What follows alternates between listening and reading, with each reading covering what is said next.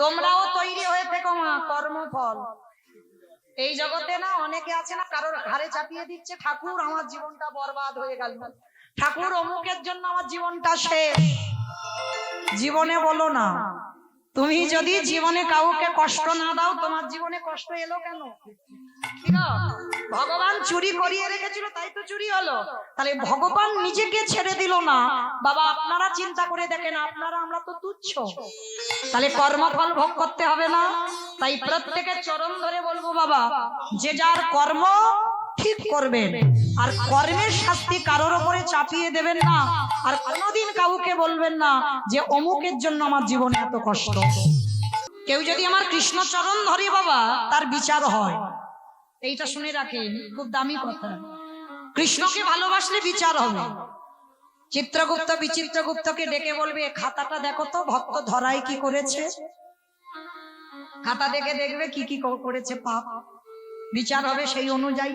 কিন্তু কেউ যদি বাবা রাধা চরণের দাস হয়, সারাদিন যদি হারাই হারাই হারাধে হারাধে বলে কাঁদতে পারে, তার বিচার হয় না। রাধারানী তাকে চরণে ঠাঁই দিয়ে দেয়, সরাসরি রাধারানী তাকে কৃপা করে দেয়, তার কোনো বিচার হবে না। চিত্রগুপ্তকে দেখে বলবে না, খাতা খোলো দেখো ভক্ত কি করেছে, ওটা আমার গোবিন্দ করে, ওটা আমার রাধারানীর বিচার নয়। অনেকে জানেন এখানে সাধুগুরু বৈষ্ণবরা আছেন, ভক্তরা আছেন, দুর্গাপূজার পরে হয় বাবা বগুলা অষ্টমী। এই বগুলা অষ্টমী রাধাকুণ্ডের আবির্ভাব তিথি। চলে যাবেন রাধাকুণ্ডের তীরে, আর এই তিথিতে স্নান যোগ থাকে মা। পঞ্জিকাতে লেখা থাকবে, দেখবেন খুব রাত্রিবেলা করে হয়, মানে 12টা, 12:30, 11টা, 11:30 এইরকম টাইম। হ্যাঁ, এই স্নান যোগে যাবে, মানে লাখ লাখ ভক্তরা যায় রাধাকুণ্ডের আবির্ভাব তিথিতে, আর সেখানে গিয়ে ওই রাধাকুণ্ডে স্নান করে রাধা রানীর কাছে আঁচল পেতে একটু ভিক্ষা চাইবে। কারণ আমার রাধারানী বড় করুণাময়ী, তো বড় প্রেমময়ী, কৃপাময়ী। স্নান করে সকাপড়ে রাধারানীর কাছে একবার ভিক্ষার আঁচলটা পেতে বলবেন, রাধে তুমি যদি করুণাময়ী, কৃপাময়ী, প্রেমময়ী হও, আমার বংশে তোমার সেবার জন্য আমার বংশে একটা পুত্র সন্তান পাঠিও। বিশ্বাস যদি থাকে বাবা, ওই যে বললাম বিশ্বাসে মিলায় বস্তু তর্কে বহুদূর, ভক্তি আর বিশ্বাসটা নিয়ে যদি রাধারানীর কাছে কাঁদতে পারেন, আস্তে মা কথা নয়, একটা কথা বলি, হাজার জায়গায় মানত করেও যদি একটা পুত্র সন্তান না পান, আমি এই হরিবাসরে দাঁড়িয়ে একটা জায়গার নাম বলে দেব, চলে যাবে, আমার বিশ্বাস সেখানে গেলে পেয়ে যাবেন একটা পুত্র সন্তান, বংশে একটা প্রদীপ। হাজার ডাক্তার, বৈদ্য, কবিরাজ সমস্ত কিছু করছেন, পাচ্ছেন না, একটা জায়গায় গেলে পাবেন। কোথায়? উত্তরপ্রদেশ, যেটা হলো রাধাকুণ্ডের তীর। তাই রাধারানীর কাছে যাবেন, আর এই রাধারানীর কাছে গিয়ে মানত করেছিল গোবর্ধন দাস। তাই সেই গোবর্ধন দাস পেয়েছিল একটা হরিবালা ছেলে, যার নাম হচ্ছে রঘুনাথ দাস। কিন্তু রঘুনাথ দাস এলো বটে মা, জন্মাবার পর থেকে বাবা তার হৃদয়ে বৈরাগ্য ভাব। হরি বল। বাবা ঠাকুর বৈরাগ্য মানে কি, এই জায়গাটা খুব মন দিয়ে শুনবেন। বৈরাগ্য মানে কি? বৈরাগ্য মানে আমরা সচরাচর মায়েরা বুঝবো কি, সংসার ধর্ম ত্যাগ করে চলে যাওয়া, এটা তো বৈরাগ্য না। মহাপ্রভু জীবনে কোনোদিন বাবা এই বৈরাগ্যর কথা বলেনি যে তোমরা সাধু সন্ন্যাসী হয়ে বাবা মাকে গ্রামে ফেলে রেখে, পুত্র পরিবারকে ফেলে রেখে তুমি একেবারে মঠ মন্দিরে গিয়ে বসবাস করো। এইটা মহাপ্রভু বলেনি। মহাপ্রভু বলেছে বৈরাগ্য কি? বৈরাগ্য বিষয়সু অনাসক্তি, বিষয়ের প্রতি আসক্তি যার নেই, বিষয়ের প্রতি আসক্তি থাকবে না। বাবা কোন বিষয়? বিষয় মানে আমরা তো একটাই বুঝবো বাবা, জায়গা জমি, গাড়ি বাড়ি, টাকা পয়সা, এটা কি বিষয় বলছে? মহাপ্রভু এই বিষয়ের কথা বলেনি বাবা। মহাপ্রভু বলেছেন আমাদের ইন্দ্রিয়ের বিষয়। ভক্তিপথে নামতে গেলে বাবা তোমার এই ইন্দ্রিয়ের বিষয়গুলোকে গুটিয়ে নিতে হবে, একটু একটু করে গুটিয়ে নিতে হবে বাবা। 10 ইন্দ্রিয়, 5টা জ্ঞানেন্দ্রিয়, 5টা কর্মেন্দ্রিয়, 10টা ইন্দ্রিয় একটা একটা করে গুটাতে হবে। যেমন তোমার জিহ্বার লালসা যেদিন চলে যাবে, অনেকে আছে না একটু ভালো ভালো খাবো, একটু ভালো খাবার হলে যেন ভালো হয়, একটা লালসা থাকে না, আজকের এই রান্না হলে ভালো হয়, কাল ওই রান্না হলে ভালো হয়। তোমার জিহ্বার বৈরাগ্য যদি এসে যায় বাবা, এই কলির মানুষ অন্নগত প্রাণ, কোন রকম একটু আলু সিদ্ধ অন্ন হলেই হবে, মানে অন্ন দিতে হবে, তাই মানে কোনো জিহ্বার স্বাদ থাকবে না বাবা। সেদিন বুঝবে তোমার জিহ্বার বৈরাগ্য হয়ে গেছে। যেদিন তোমার কর্ণ দুটো কোনো আজে বাজে কথা শুনতে ভালো লাগবে না, সব সময় আমার রাধা গোবিন্দের কথা কান শুনতে চাইবে, সেদিন জানবে তোমার কানের বৈরাগ্য হয়ে গেল। যেদিন তোমার দুটো চোখ ভগবান ছাড়া আর কিছু দেখতে ভালো লাগবে না এই জড় জগতে, সেদিন জানবে তোমার চোখের বৈরাগ্য হয়ে গেল। যেদিন তোমার মন সব চিন্তা থেকে দূর, শুধু একজনের চিন্তা হবে, আমি কি তারে পাবো না, সেদিন জানবে মনের বৈরাগ্য হয়ে গেল। যেদিন তোমার অঙ্গ স্পর্শ থেকে চলে যাবে, অনেকে আছে না যে আমাকে পুরুষ স্পর্শ করলো কি নারী স্পর্শ করলো বুঝতে পেরে যায়, অনুভূতি, এই অনুভূতিটা থাকবে না, চলে যাবে শরীর থেকে। সেদিন জানবে তোমার এই দেহের বৈরাগ্য হয়ে গেল। রঘুনাথ ছোটবেলা থেকে বাবা, ওর জন্ম থেকে বৈরাগ্য ভাব, দিনে দিনে বড় হচ্ছে। রাস্তা দিয়ে যদি কোনোদিন সাধুগুরু বৈষ্ণব যায়, রঘুনাথ বড় লোকের ছেলে তো চলে যায় তাদের সঙ্গে, আবার প্রহরীরা গিয়ে রঘুনাথকে ধরে আনে। বাবা জ্যাঠা বিরক্ত হয়ে যাচ্ছে রঘুনাথকে নিয়ে, যে ছেলেটাকে নিয়ে আমরা পাগল হয়ে যাচ্ছি, কিছুতেই ঘরে মন টেকে না, রাস্তায় যদি কোনো সাধুগুরু বৈষ্ণব দেখে তাদের সঙ্গে পালিয়ে যায়। বাবা জ্যাঠা সিদ্ধান্ত নিল একটা কাজ করা হোক ভাই, ওকে গুরু পাঠে পাঠানো হোক। আর ওদের গুরুদেব ছিল বলদেব আচার্য। তখন রঘুনাথের বয়স হলো 5 বছর। 5 বছরের রঘুনাথকে কোলে করে নিয়ে বলদেব আচার্যের কাছে গেছে। গুরুদেব, গুরুদেব। কে? আমি গোবর্ধন, আমার দাদা হিরণ্য।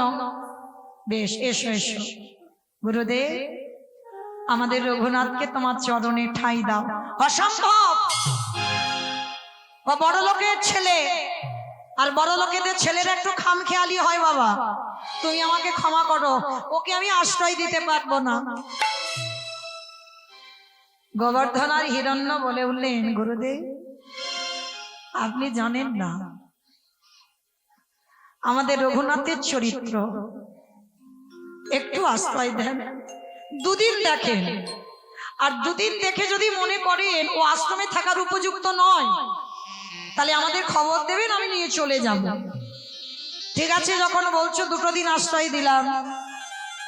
আর অন্যান্য পড়ুয়ারা আছে, আর রঘুনাথকে ভর্তি করে দিয়ে বাবা জ্যাঠা চলে গেল। আর তখনকার দিনের পড়াশোনা মানে বাবা ভাগবত। গুরুদেব আশ্রমে ভাগবত নিয়ে বসেছে, ছোট্ট ছোট্ট পড়ুয়ারা বসেছে সবাই, আর রঘুনাথ সবে নতুন গেছে তো রঘুনাথ সবার সামনে বসেছে। 5 বছরের একটা ছেলে, ভালো করে ভেবে দেখবেন বাবা, আমাদের তো যাওয়ার সময় হয়ে গেল, দন্ত পড়ে গেল, কেশ পেকে গেল, চামড়া আলগা হয়ে, এখন আমাদের আমৃত্যু গেল না। রঘুনাথ ওই 5 বছরের ছেলে ভাগবত পড়ছে গুরুদেব, আর সামনে বসে বসে নয়ন জলে বুক ভেসে যাচ্ছে। গুরুদেব পাঠ করতে করতে দেখছে যে রঘুনাথ কাঁদছে। পিছন থেকে অন্যান্য পড়ুয়ারা সবাই চলে গেছে, গুরুদেব ভাগবতটা রেখে রঘুনাথের কাছে গেছে। ও রঘুনাথ, রঘুনাথ এসো দেখি, আমার কাছে এসো তো দেখি। এই জায়গাটা শিক্ষা আছে বাবা, দেখবে অনেক অনেক ব্যক্তিরা আছে না, ছোট্ট ছোট্ট বাচ্চাদেরকে দেখে বাবা তুই বলে সম্বোধন করে। এখানেই গুরুদেব বলদেব আচার্য শিক্ষা দিলেন, ছোট হলেও বাবা তুই বলে সম্বোধন করতে নেই। কেন? ও ছোট, তুমি যেমন বলবে ও ছোটবেলা থেকে সেই শিক্ষাটা পেয়ে যাবে। একটা ছোট মানুষ হলেও বাবা তাকে তুমি বলে সম্বোধন করতে হয়। বলদেব আচার্য কোনোদিন কাউকে তুই বলে সম্বোধন করে না। তো আজকে রঘুনাথকে কোলে নিয়ে বলছে, বাবা রঘুনাথ তুমি কাঁদছো কেন বাবা? বাবা জ্যাঠার জন্য মন খারাপ হচ্ছে না? তবে তোমার এখানে কোনো বন্ধু নেই তাই মন খারাপ হচ্ছে না? তাহলে কাঁদছো কেন বাবা? তুমি কি ভাগবত কিছু বুঝতে পারছো না গুরুদেব? তাহলে তুমি কাঁদছো কেন? গুরুদেব আমি কি তারে পাবো না? যেই না বলেছে আমি কি তারে পাবো না, গুরুদেব চমকে উঠেছে। রঘুনাথ তুই কার বাবার কথা বলছিস বাবা? গুরুদেব আমি কি কোনোদিন কৃষ্ণ চরণ পাবো না? গুরু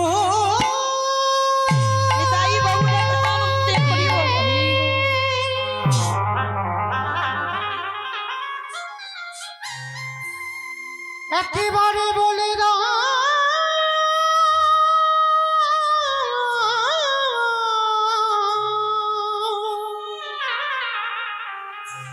আমি কোথা গেলে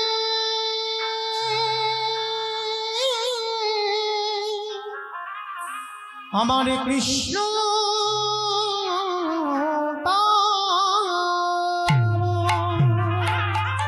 রঘুনাথকে বুকে জড়িয়ে ধরে বলল, রঘুনাথ ভাবি বাবা সত্যি যদি তোর এই পাঠশালায় গুরু হয়, পাবি বাবা তুই কৃষ্ণ চরণ পাবো। পাবো গুরুদেব, আমি কৃষ্ণ কৃপা। ইতিমধ্যে বাবা নামাচার্য হরিদাস ঠাকুর বেনাপুলের জঙ্গলে লক্ষ হীরাকে উদ্ধার করে বলদেব আচার্যের আশ্রমে এসেছে। আর যেই না বলদেব আচার্যের আশ্রমে এলো না, অন্যান্য পড়ুয়ারা সব পঞ্চাঙ্গ প্রণাম, আর রঘুনাথ একেবারে শুয়ে পড়ে দণ্ডবত প্রণাম।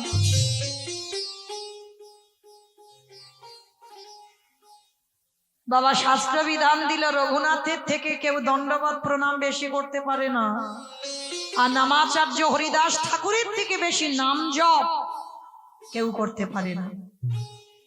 যেই না দণ্ডবত প্রণাম, সঙ্গে সঙ্গে হরিদাস ঠাকুর রঘুনাথের দুটো হাত ধরেছে। তখন তো ছোট, রঘুনাথের হাত দুটো ধরে বলে, যেই না নয়নের দিকে তাকিয়েছে।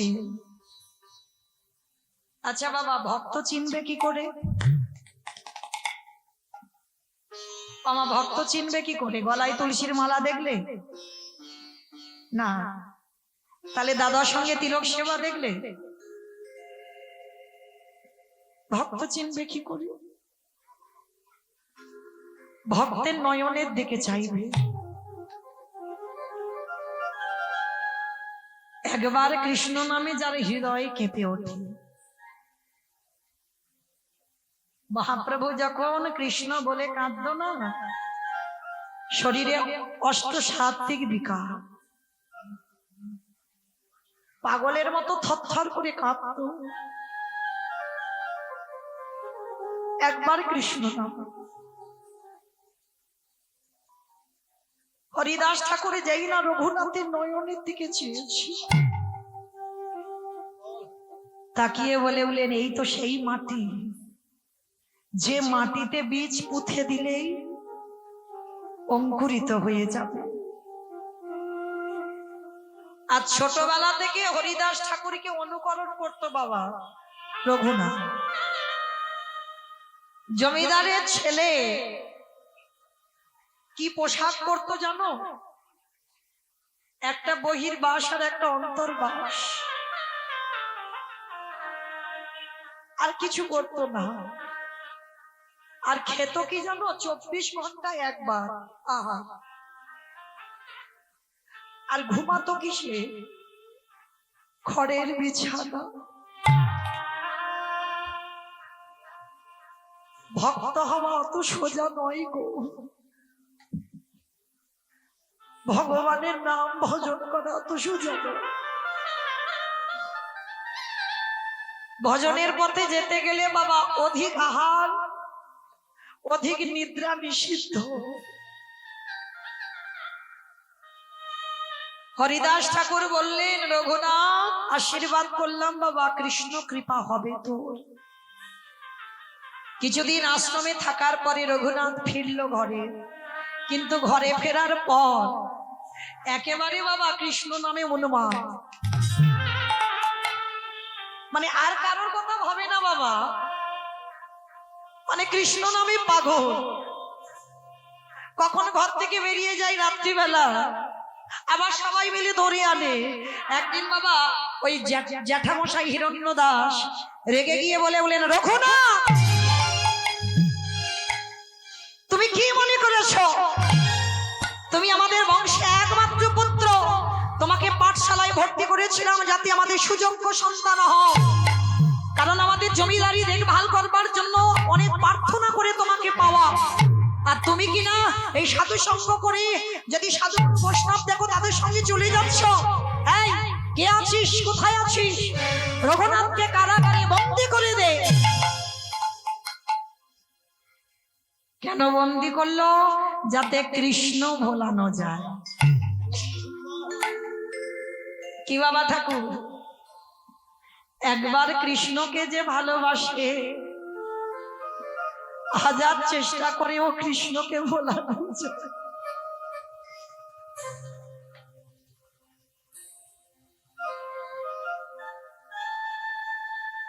হাজার চেষ্টা করেও পারবে না কৃষ্ণ ভোলাতে। রঘুনাথ বলেন, জেঠু এতদিন পরই তুমি ঠিক কাজ করেছো।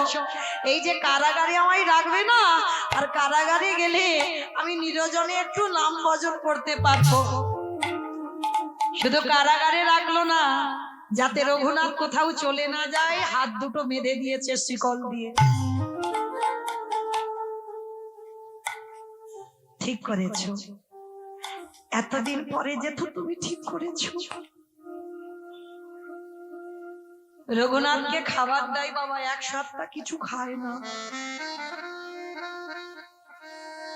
সব খাবার রেখে দিয়েছে। হিরণ্য দাস যখন খবর পেল রঘুনাথ এক সপ্তাহ আহার ত্যাগ করেছে, ছুটে এসেছে, রঘুনাথ রঘুনাথ কি হয়েছে বাবা তোমার? কি হয়েছে? কেন এমন পাগলামি করছো? তুমি যদি না খাও তুমি তো মরে যাবে। বলো রঘুনাথ তুমি কি চাও? কথা দিলাম আমি তোমার জেঠু তোমাকে দেব। জেঠু তুমি দেবে? আমি তোমার কাছে যা চাইবো তুমি দেবে? দেব বাবা দেব, কিন্তু তুই আহার ত্যাগ করিস না। জেঠু ওরকম করি নয়, আমার মাথা ছুঁয়ে প্রতিজ্ঞা করো আমি যা চাইবো দেবে। করলাম প্রতিজ্ঞা, বল বাবা কি চাস? মনে রেখো জেঠু তুমি ত্রিসত্য করেছো, কিন্তু দিতে কিন্তু আমার হবে। ওই ছোট্ট ছেলেটা চাইলো কি জানো? ও জেঠু তাহলে দাও, কৃষ্ণ এনে দাও আমারে।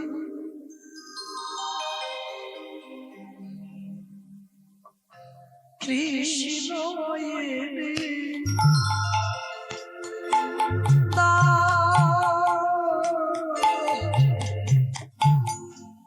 কৃষ্ণ এনে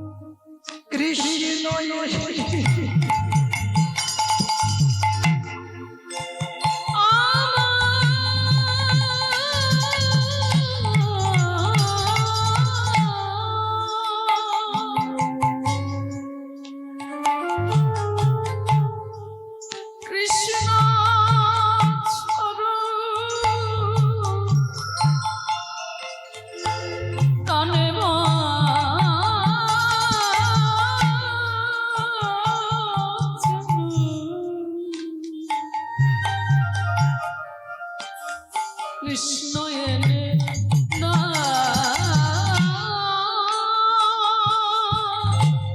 এরা কেউ বোঝে না আমার মনের কথা।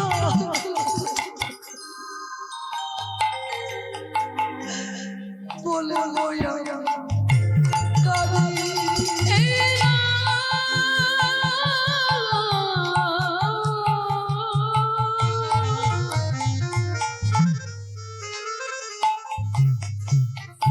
এরা কেউ বোঝে না এরা কেউ জানে না। মনে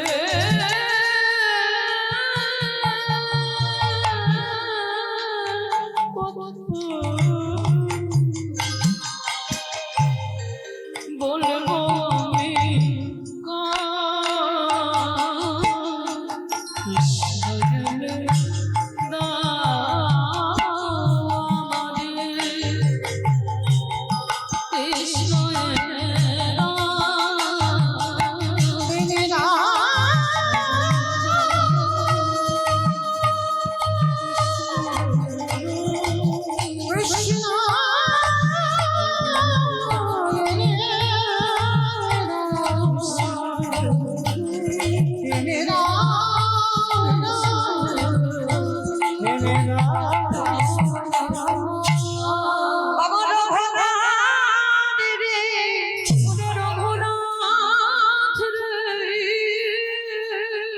কৃষ্ণ বলে না দিলে কৃষ্ণ পাওয়া যায় না।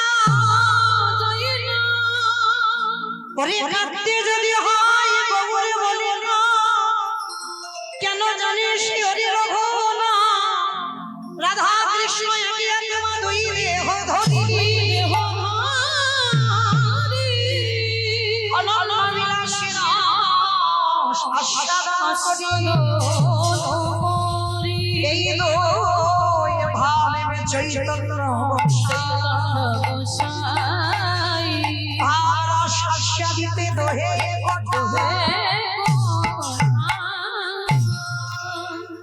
গুরুদেব এসে বলছে রঘুনা সারা জীবন কৃষ্ণ বলে কাঁদতে পারি না, কাঁদতে যদি হয় গৌর বলে কাঁদ। সেই রাধা কৃষ্ণ গৌর হয়ে এসেছে কোথায়? নবদ্বীপের মাটিতে। হিরণ্যদাস আর গোবর্ধন দাস রঘুনাথকে নিয়ে ছুটে গেল নবদ্বীপ। আরে নবদ্বীপে গিয়ে খবরে পেল আমার নদী আর চাঁদনি মা ওগো নদী গাছে 24 বছর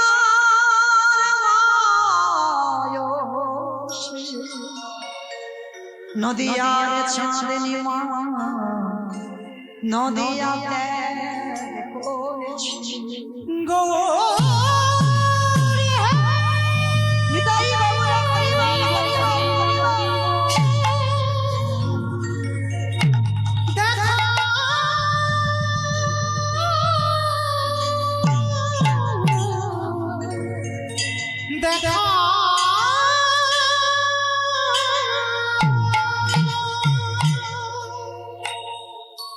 কোথায় গেলে পাবো আমি গৌরকে? গোরাবিনী প্রাণ কাঁদে কি বুদ্ধি করিব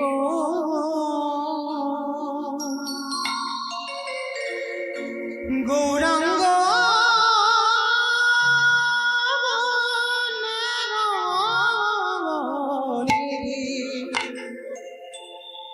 কোথা গেলে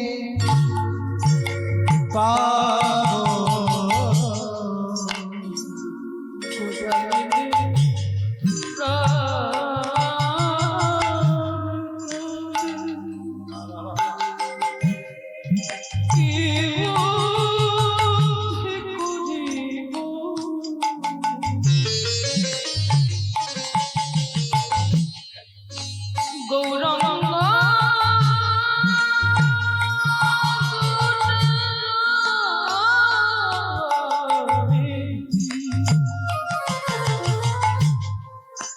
আমি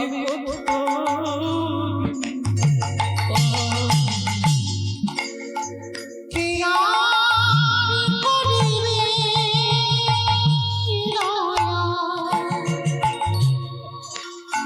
পতিত দেখিয়া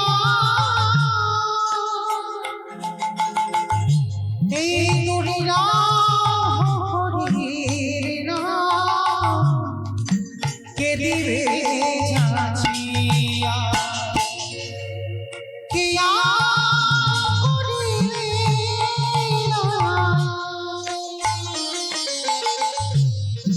পতিত দেখিয়া দুরিরা হরির নাম কে দিবে যাচিয়া অকিঞ্চন দেখিলে উঠিবে কাঁদিয়া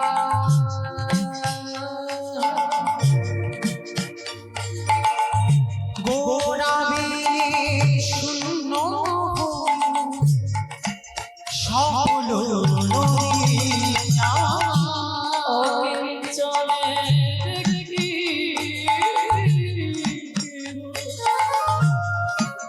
উঠিবে নদিও গোড়াবিনে শূন্য সোনার বাসুদেব ঘোষিকারে গুণ সামাইয়া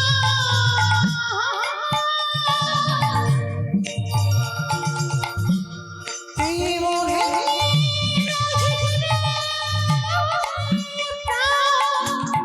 গোরা না দেখিয়া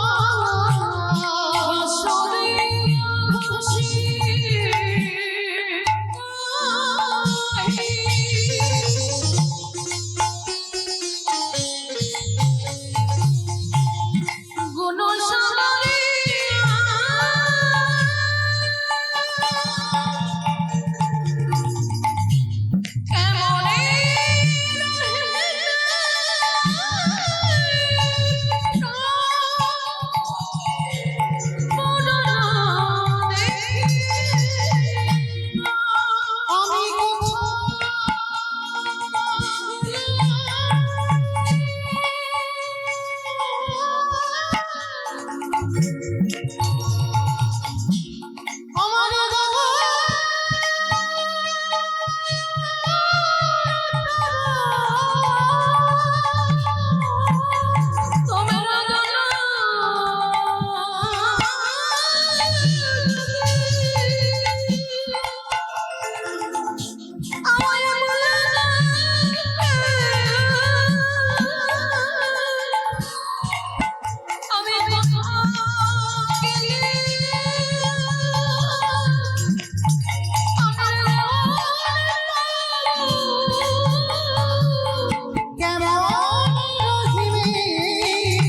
তাই গৌরবনন্দী হরি বল হরি বল হরি বল।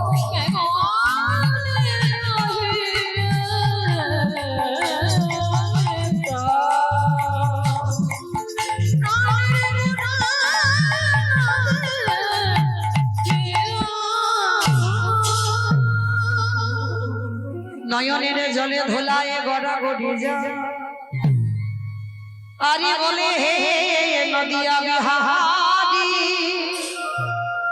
যেদিন জানতে পারলাম কৃষ্ণ নাকি গৌর হয়েছে সেই দিনই এসে দেখলাম তুমি নদিয়া ত্যাগ করেছো। ধোলায় লুটিয়ে পড়লো রঘুনা। বাবা জ্যাঠা বলল চল বাবা, আর তো কেঁদে লাভ নেই। ফিরে গেল ঘরে। কিন্তু ঘরে ফেরার পর প্রভু আমার সন্ন্যাসী নেবার পরে এসেছিল বাবা শান্তিপুরে। আর তখনকার দিনে জমিদার মানে রঘুনাথের বাবা জ্যাঠা, ওদের কানে আগে খবর যেত। যেইরা খবর পেয়েছে যে প্রভু নিমাই সন্ন্যাসের পরে শ্রীকৃষ্ণ চৈতন্য মহাপ্রভু নাম নিয়ে শান্তিপুরে এসেছে, শোনা মাত্র রঘুনাথ আর বাবা জ্যাঠাকে নিয়ে পাগলের মতো শান্তিপুরে ছুটে গেছে অদ্বৈত আচার্যের ঘরে। আর অদ্বৈত আচার্যের ঘরে গিয়ে দেখছে আজকের আমি যেমন গান গাইছি আর আপনারা বসে আছেন, হাজার হাজার ভক্ত বসে আছে, প্রভু আমার দাঁড়িয়ে কীর্তন করছেন। রসে তনু ঢর ঢর গৌর কিশোর বর, রসে তনু ঢর ঢর গৌর কিশোর বর, রসে তনু ঢর ঢর গৌর কিশোর বর, রসে তনু ঢর ঢর গৌর কিশোর বর। এবে রাম শ্রীকৃষ্ণ চৈতন্য, শ্রীকৃষ্ণ চৈতন্য, এবে রাম শ্রীকৃষ্ণ চৈতন্য, শ্রীকৃষ্ণ চৈতন্য। এ শ্রবণী গুরু কথা কহিতে অন্তরিবে, ভক্ত বিনা নাহি জানে ওঠা। তাই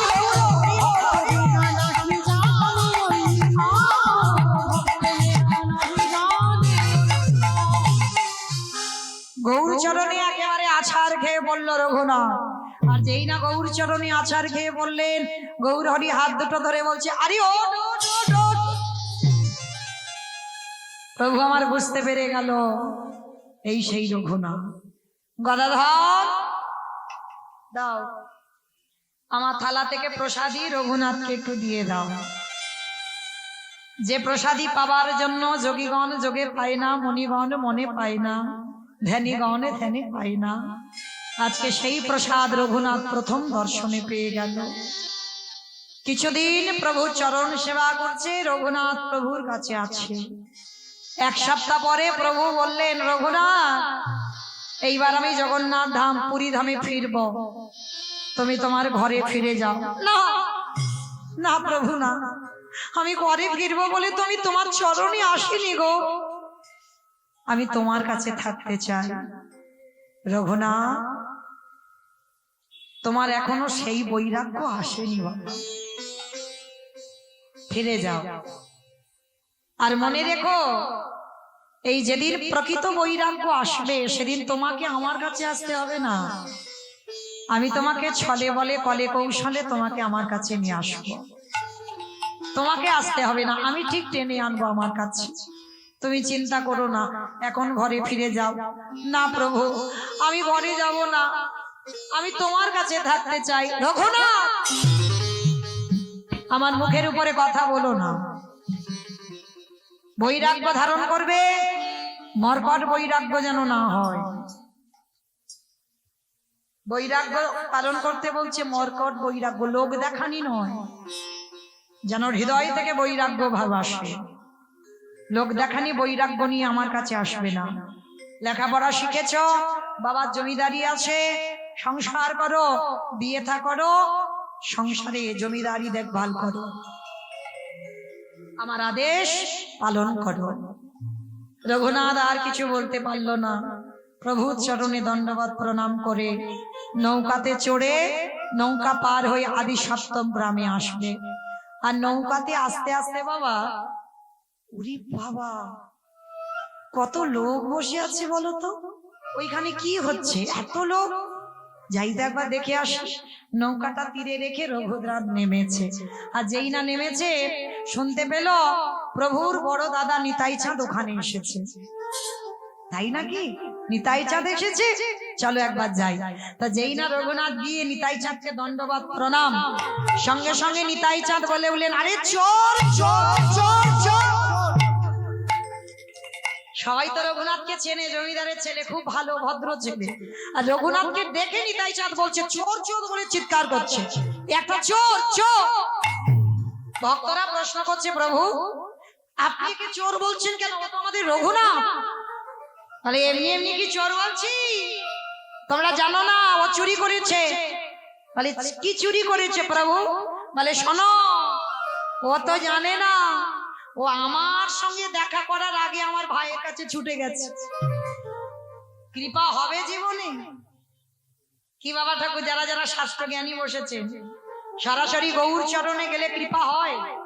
সরাসরি গোবিন্দ বলে কাঁদলে কৃপা হয়? আগে রাধা চরণাশ্রয় করি, গোবিন্দ ভজন করো, আর নিতাই চরণাশ্রয় করে তারপরে গৌর চরণ ভজন করো। নিতাই চাঁদ বলছে না, ওগো নিতাই পদ কমল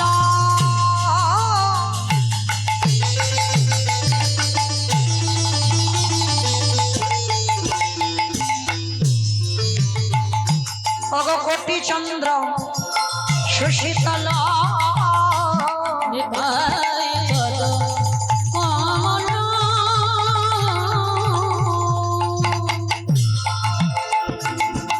ওগো কোটি চন্দ্র সুশীতল ওগো যে ছায়া জগত জুড়ায় ওগো যে ছায়া জগৎ জুড়ায়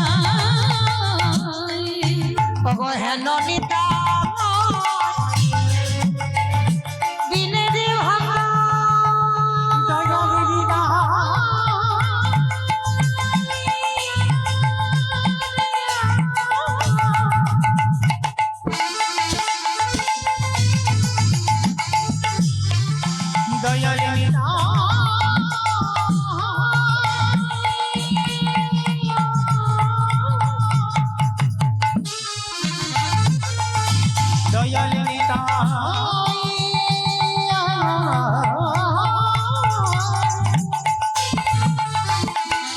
নিতাই রে নিতাই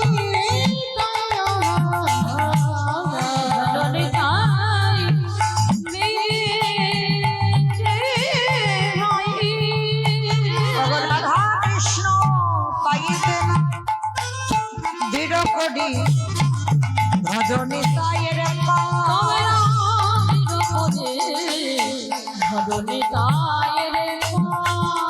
বলি ভজ ভজ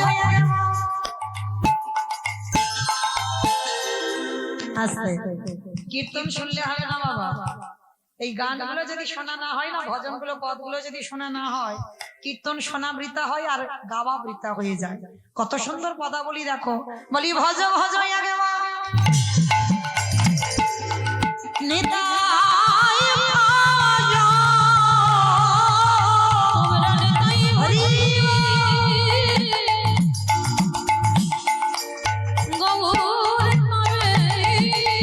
ওগো গৌরে ভজলে ব্রজে যাবে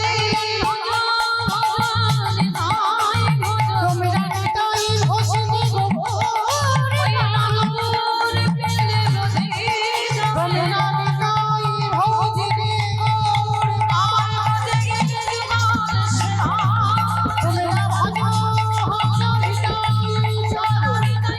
ভজনি তোমরা নিতাই ভজনি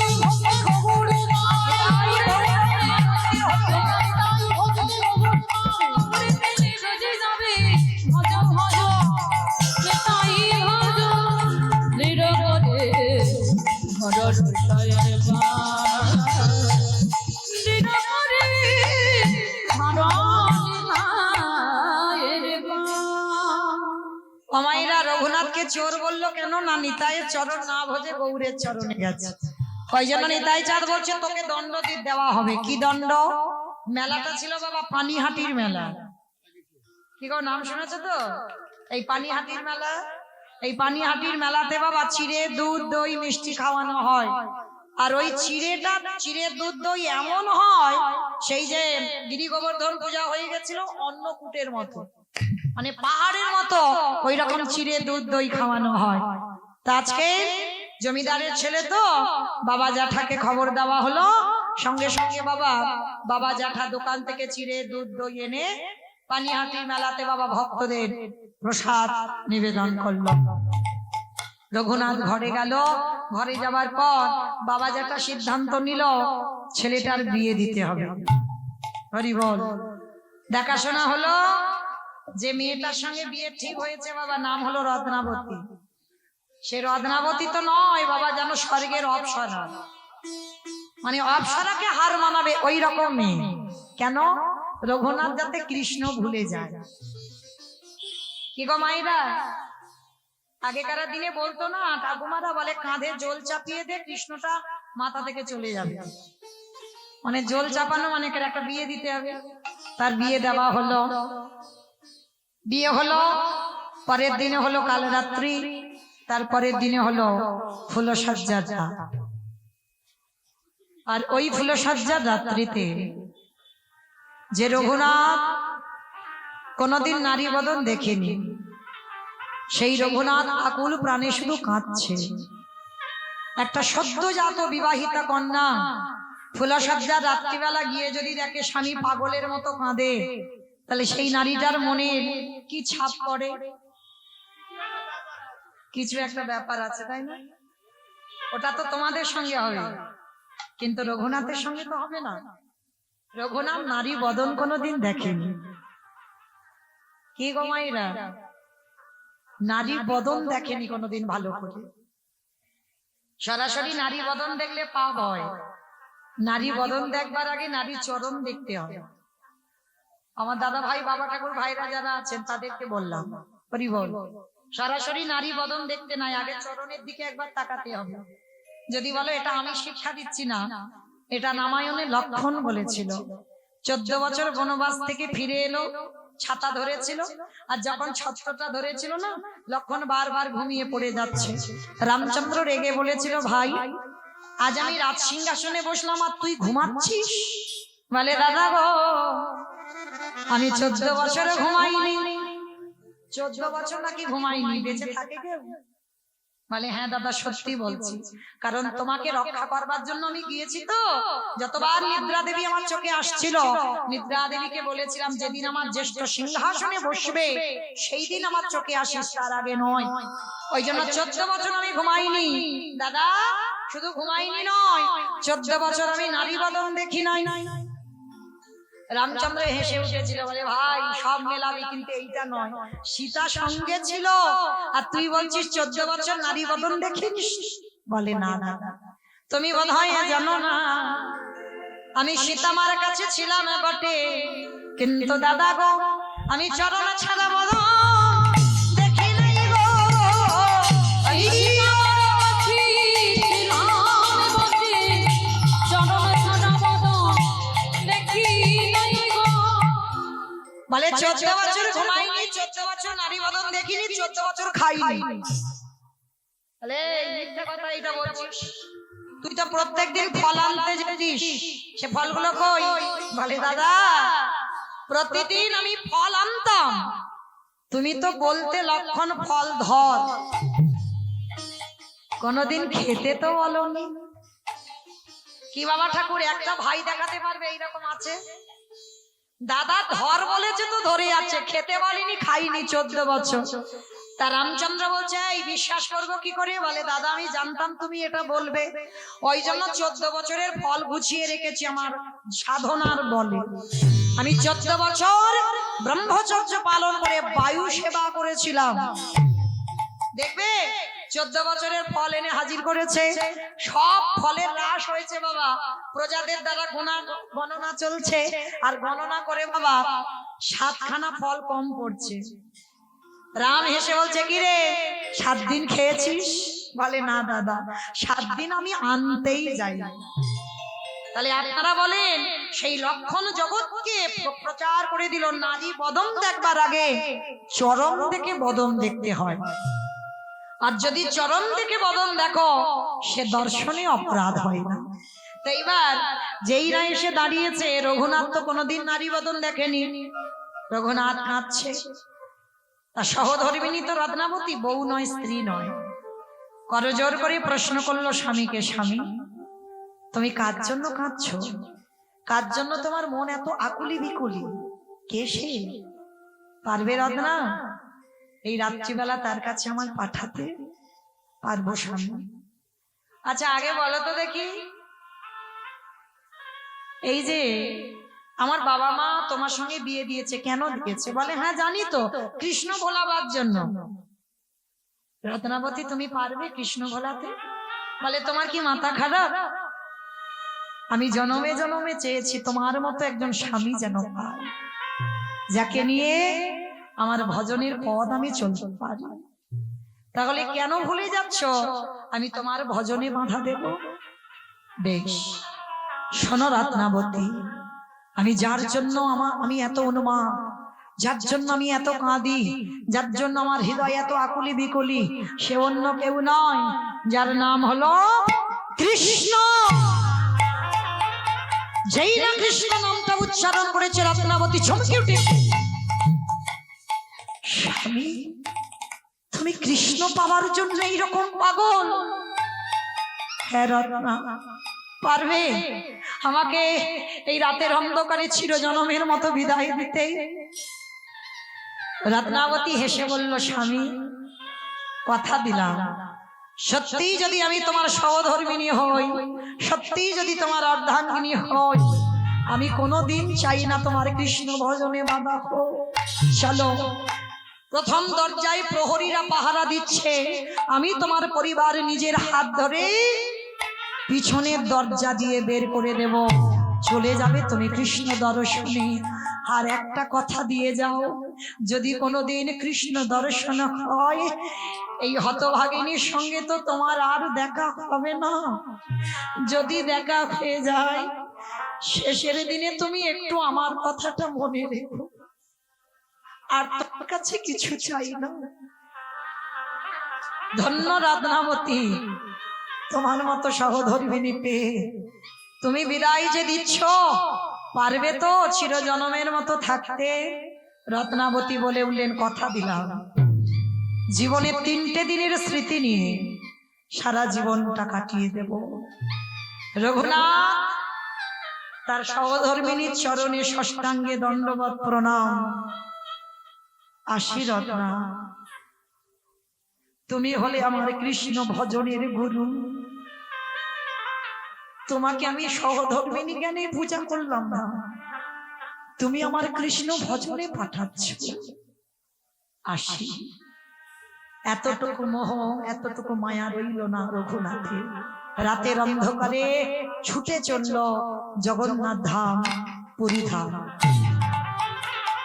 জগন্নাথ ধাম পুরী ধামে যখন গেল, সকালবেলা খবর পেল বাবা জ্যাঠা রঘুনাথ সংসার চিরজনমের মতো ত্যাগ করেছে, ও কোনোদিন আর সংসারে ফিরবে না। বাবা জ্যাঠা অর্থ পাঠালো, বস্ত্র পাঠালো, অন্ন পাঠাচ্ছিল, আর রঘুনাথ পুরী ধামে যারা যারা গরিব ভিখারি আছে তাদেরকে দান করছিল। একদিন আমার মহাপ্রভু আদেশ করলো, রঘুনাথ এগুলো আমার পছন্দ নয়, তোমার বাবা জ্যাঠার আছে বলে, তোমার বাবা জ্যাঠার একটা অহংকার, আমার আছে তাই দিচ্ছি। কি বাবা, আপনারা যতটুকু শুনছেন কি মনে হচ্ছে? বাবা জ্যাঠার আছে তাই একটা দাম্ভিকতা, একটা অহংকার হৃদয়ে কাজ করে, তাই অন্ন দান করছে, অর্থ দান করছে, বস্ত্র দান করছে। এটাকে দান বলে না বাবা, অপরাধ নিও না, কথাটা আমার নয়, আমার মহাপ্রভু রঘুনাথকে শিক্ষা দিয়েছেন। দান যারা করবেন, ডান হাত যদি দান করে, বাম হাত যেন জানতে না পারে, একে বলে দান। দেখবেন অনেকে বাবা এইরকম মঞ্চ তৈরি করে না, অনেক মানুষরা কম্বল দান করে, অর্থ দান করে, বস্ত্র দান করে, করে না মা? গ্রামের যত যত গরিব আছে, গরিবদের নামগুলো লেখে লিস্টে, আর তাদের নামগুলো ডেকে ডেকে এই মঞ্চের উপরে তোলে, আর তাদের হাতে কম্বল তুলে দেয়, অর্থ তুলে দেয়, বস্ত্র তুলে দেয়। অপরাধ নিও না বাবা, সত্যি কি এটা দান হয়? একবার নিজেদের বিবেককে প্রশ্ন করেন। এগুলো অপমান করা হয়, মানুষকে ছোট করা হয়। তুমি সমাজে দেখিয়ে দিচ্ছ এরা পড়তে পারে না, খেতে পায় না, তাই এদের কম্বল দেওয়া হচ্ছে, অর্থ দেওয়া হচ্ছে, বস্ত্র দেওয়া হচ্ছে। দেখো ভাই, তুমি যদি এত দানি হবে, রাতের অন্ধকারে তার বাড়িতে গিয়ে দিয়ে শো, যেটা তুমি জানবে সে জানবে, আর যে জানবার মালিক সে জানবে। জগতে জানিয়ে তো কোনো কাজ হয় না বাবা। সমাজ কি করবে? কিছু করবে না, কিছু দেবে না, তাহলে সমাজকে জানাবে কেন? একে বলে দান। রঘুনাথকে যেই না আদেশ দিল মহাপ্রভু, রঘুনাথ খবর পাঠালো বাবা জ্যাঠাকে যেন কেউ কিছু না পাঠায়। আর পাঠালো না। এবার রঘুনাথ দিন চলে কি করে জানো? ওই নগরে নগরে ভিক্ষা করে, আর ভিক্ষা করে যা পায় রঘুনাথ রান্না করে প্রসাদ পায়। মহাপ্রভু আদেশ দিল, এটাও আমার পছন্দ নয়, রঘুনাথ কারোর বাড়ি হাত পাতবে এটা আমি চাই না। এখানেও বাধা। এবার কি করবে রঘুনাথ? আনন্দ বাজার, যারা মন্দিরে গেছেন, জগন্নাথ মন্দির ভিতরে আছে না জগন্নাথের, যেখানে প্রসাদী বিক্রি হয়, ওটা আনন্দ বাজার।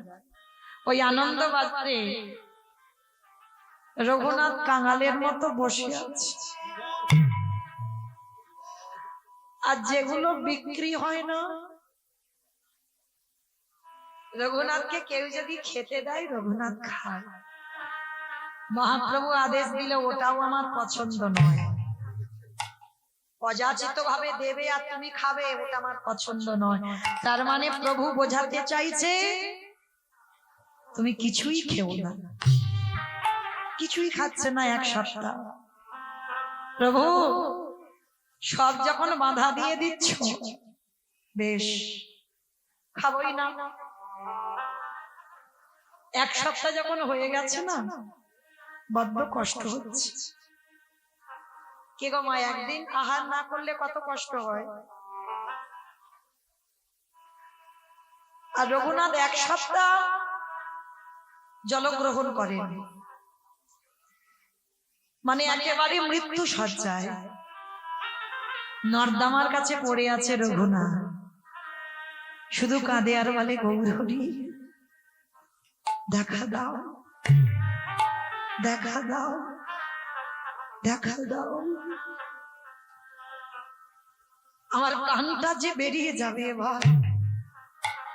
হঠাৎ দেখছে ওই নর্দমা দিয়ে, যারা মন্দিরে গেছেন দেখবেন ড্রেন থাকে না, ড্রেনে কত মলমূত্র কত নোংরা ভেসে যায়, আর সেই ড্রেন দিয়ে একটু পান্তা ভাত ভেসে যাচ্ছে। ভক্ত এমনি এমনি নয় বাবা, ভগবান কত ঘষে দেয়, দেখো কত ঘষে।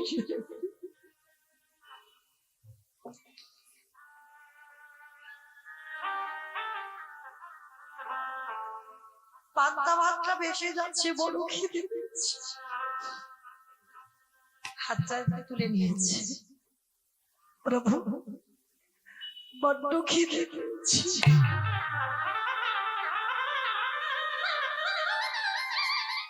আমি যদি একটু না খাই আমি তো বাঁচবো না। প্রভু এই পচা পান্তা ভাত আমি একটু মুখে দিই, আর এই নর্দমা দিয়ে একটু জল যাচ্ছে, একটু জল পান করি। পচা পান্তা ভাতটা তুলে নিয়েছি, যদি বাবা ধুতে যায় ও পচা পান্তা ভাত সব ধুয়ে চলে যাবে। আর পান্তা ভাত পচে গেলে কেমন হয়, হাত দিলেই গলে যায় না। পচা পান্তা ভাত তুলেছে, তুলে সবে একটা গ্রাস দিয়েছে। প্রভু আমার পিছন থেকে এসে রঘুনাথের হাতটা ধরেছে। রঘুনাথ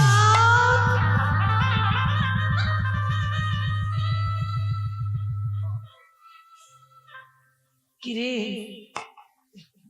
একা একা খাচ্ছিস, আমার একটু দিবি না, একটু দিবি না? না না গৌরী, পচা পান্তা ভাত দুর্গন্ধ টক হয়ে গেছে। দুর্বোকা, প্রসাদ কোনদিন পচে রে? প্রসাদ কোনদিন পচে?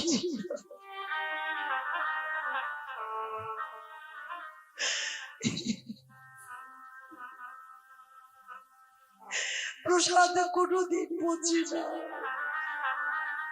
আর তোর বদনে উচ্ছিষ্ট মানে ওটা মহাপ্রসাদ। দে একটু আমায় দে না ওই মহাপ্রসাদ। না প্রভু, তুমি এই উচ্ছিষ্ট প্রসাদ দেও না আমার মুখে, আমার মুখে দিয়েছি আমি এই প্রসাদ। গৌর হরি আমার জোরে করে রঘুনাথের হাতে থেকে পচা পান্তা ভাত কেটে নিয়ে আমার ভগবান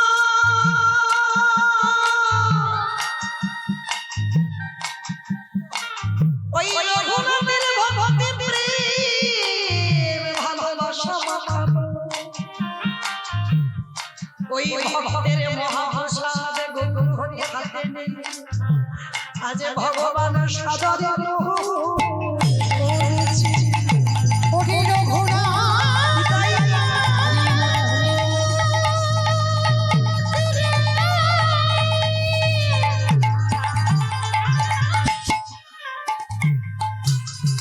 ওরে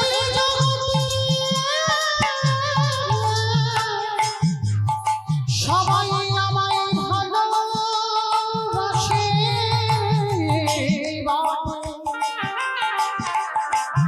কিন্তু তোরে মতো করে আমায় কেউ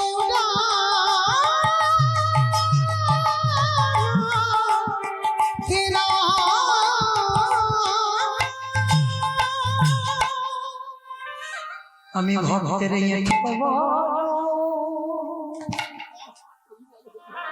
ও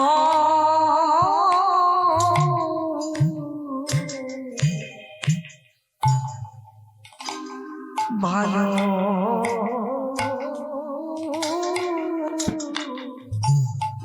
ভালো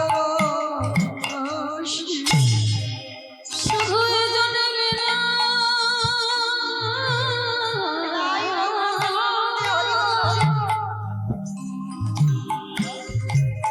প্রতি জনমে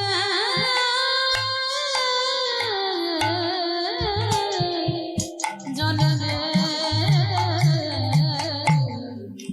আমি যে ভক্তের এঠো বড়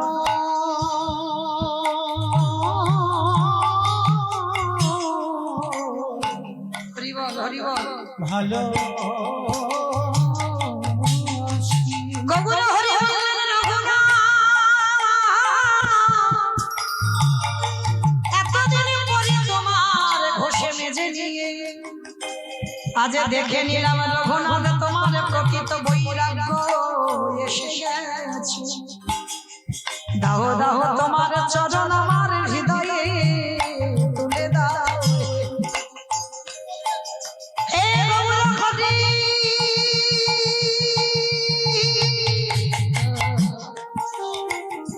আমার বহুদিনের আশা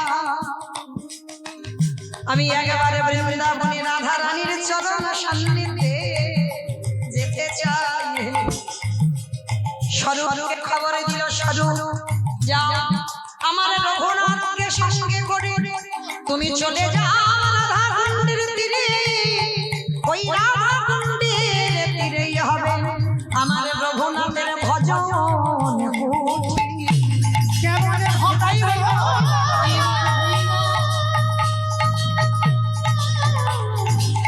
কেমন হব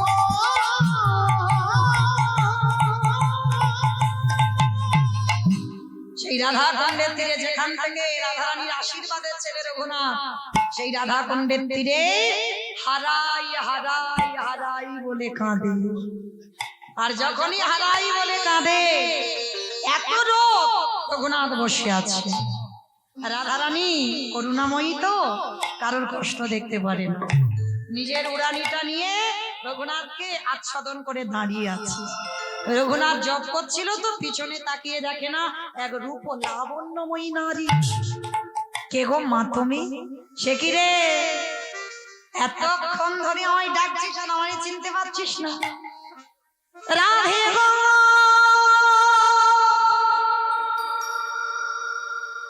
রাধে গো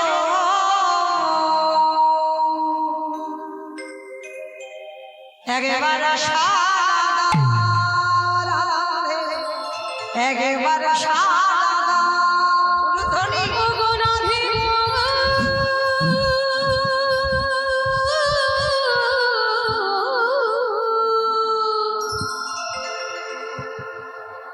অগরাধি গো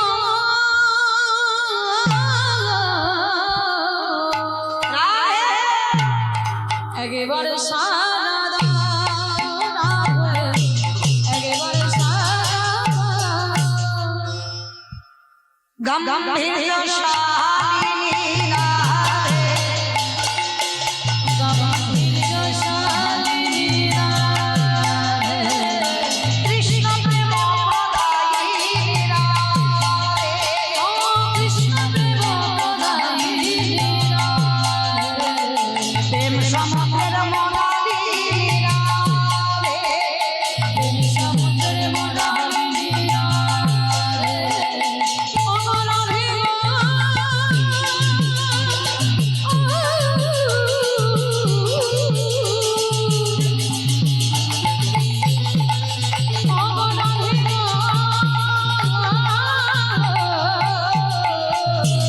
নিতাই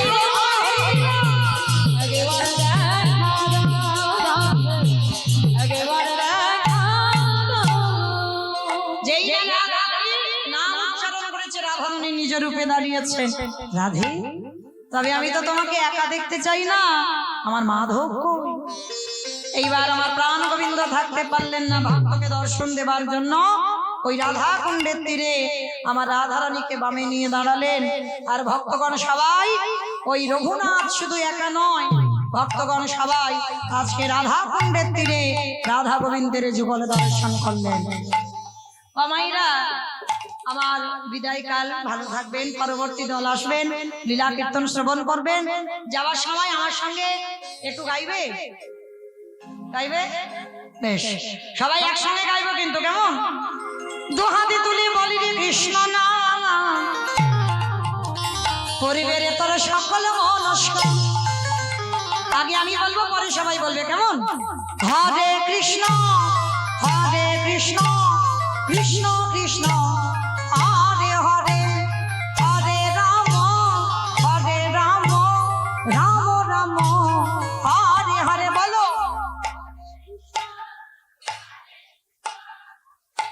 বাহ, একটু জোরে।